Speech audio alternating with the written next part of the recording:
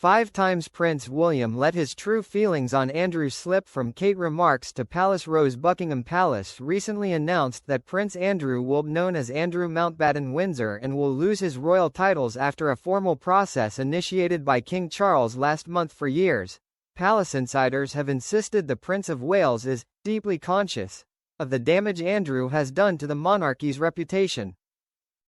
William has rarely commented publicly on the matter, but several moments in recent years have offered some glimpses into his stance.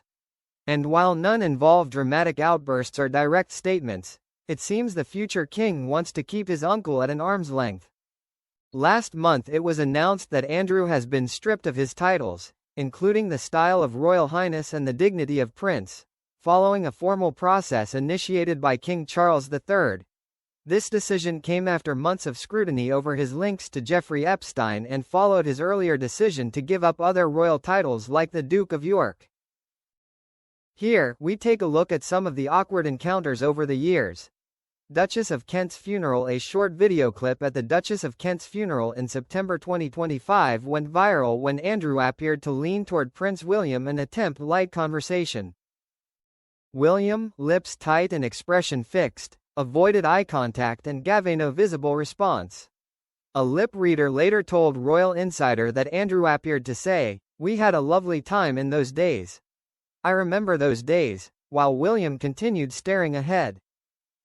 Cosmopolitan, citing sources close to the Prince of Wales, reported that William was "furious" at being ambushed by Andrew at a somber event and has long been careful to avoid even being photographed with his uncle. Andrew's royal status discussions behind the scenes. William has taken an increasingly influential role in decisions about Andrew's future. According to ITV News, Andrew's recent agreement to relinquish his remaining titles followed days of work by the King and Prince William and their senior courtiers and lawyers. It was said that the move was clearly not entirely Andrew's decision, implying significant pressure from both Charles and William. Royal aides have said privately that the Prince of Wales favoured a firmer stance and was frustrated by what he saw as his father's more accommodating approach. A future monarchy. Although William has not publicly outlined his plans for his future reign, sources suggest he intends to exclude Andrew from both public and private royal life entirely once he becomes king. According to the newspaper sources, William sees this as necessary to protect the monarchy's credibility and ensure that long-running scandals are not allowed to overshadow its work.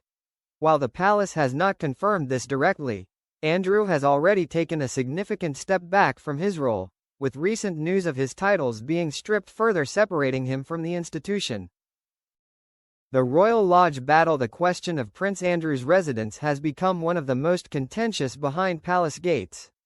In October 2025, The Guardian reported on mounting pressure from senior royals for Andrew to vacate Royal Lodge, the 30-room mansion on the Windsor estate where he lives with Sarah Ferguson. The paper noted a renewed determination, widely understood to include a William's view, to move Andrew out, both because the property is considered part of the Crown's core estate and because the Prince of Wales believes continued residence by Andrew and Fergie is an unhelpful distraction. But in October, it was announced that he would leave the Royal Lodge in Windsor, another blow after losing his titles.